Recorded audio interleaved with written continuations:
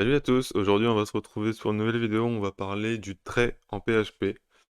Donc le trait c'est quoi? C'est une sorte de fonctionnalité qui, si je peux résumer, est une sorte de copier-coller. Ça va permettre de centraliser le code à un endroit et de faire un peu la fonctionnalité, comme je l'ai dit, de copier-coller dans une classe, en objet. Donc pour pas traîner, je vais vous montrer ça tout de suite. Donc dans le contexte, moi ce que j'ai fait, c'est que j'ai créé deux classes. Donc une classe téléphone et une classe trottinette électrique.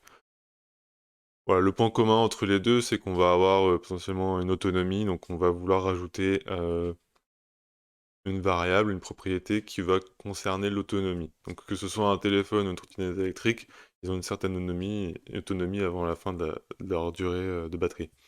Donc ce qu'on va faire, c'est que je vais créer un trait qui va s'appeler, on va l'appeler autonomie trait en PHP. Donc du coup, un trait, c'est le mot-clé trait. Je vais redonner le même nom que le nom du fichier. Ah. Ouais, et en fait, à partir de là, on peut vraiment commencer à mettre, que ce soit des propriétés ou des fonctions, les mettre à cet endroit-là, pour ensuite les réutiliser dans nos classes. Donc ce que je vais faire, comme j'ai dit, c'est que je vais créer ici une propriété qui va s'appeler autonomie.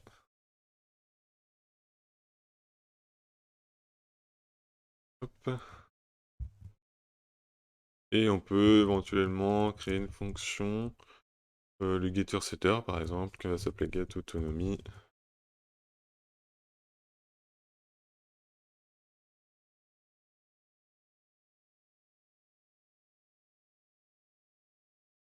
Et le getter.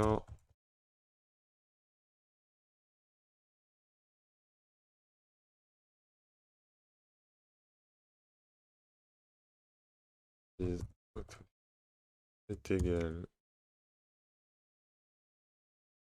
return. Donc ici, ce trait-là va pouvoir être très facilement réutilisé dans nos autres classes. C'est-à-dire que c'est un trait, c'est une sorte de code où on a un peu centralisé le code. Et si tes classes en ont besoin, on pourra le mettre dans et le réutiliser dans différentes classes. Donc moi, ce que je vais faire ici pour utiliser mon trait, je vais devoir l'importer. Donc on va faire notre fameux require. Et hop, et on va lui dire qu'on va ajouter autonomie trait.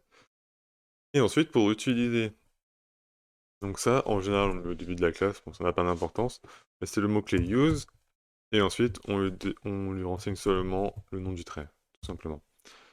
Et c'est tout. Ce que je vais faire, c'est que je vais faire pareil pour la trottinette.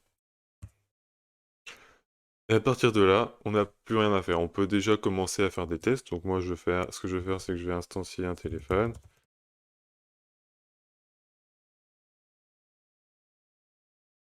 Et normalement, si tout se passe bien, je peux faire appel à des méthodes qui sont dans mon trait.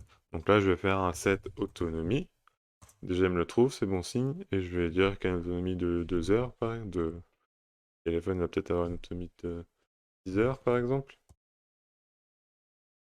Et ensuite, si je veux, bah, du coup, l'afficher, je peux très bien faire un echo téléphone, get autonomie.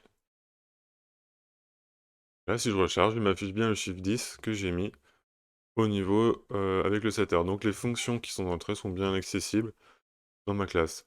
L'intérêt de ça, c'est que ça va vraiment pouvoir, donc le trait va vraiment centraliser des fonctions que l'on peut regrouper dans différentes classes. Ça peut être assez pratique dans certains cas.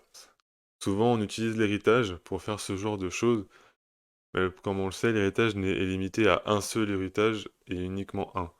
C'est-à-dire que si demain on a une logique qui nous dit qu'on doit implémenter un héritage, mais qu'on voudrait mettre des fonctions qui potentiellement pourraient avoir un lien entre plusieurs classes, mais pas entre certaines autres qui auraient donc le même héritage, poserait problème. Et du coup, le trait pourrait justement répondre à ce besoin-là au final. Donc je peux donner un exemple tout bête où j'ai souvent utilisé un trait dans le cas des fameuses propriétés created at ou updated at, où souvent c'est pas des propriétés qu'on met au niveau d'un héritage, mais on les met plutôt au niveau d'un trait, et ça permet de facilement les redispatcher sur toutes les classes qui auraient besoin de ces deux propriétés. Donc ouais, voilà pour les traits, c'était assez court. Il y a des chances qu'on l'utilise dans les certains design patterns, donc si vous voulez, en savoir plus sur les design patterns, pensez à vous abonner, lâchez un like si vous avez bien aimé cette vidéo et sur ce, je vous dis ciao!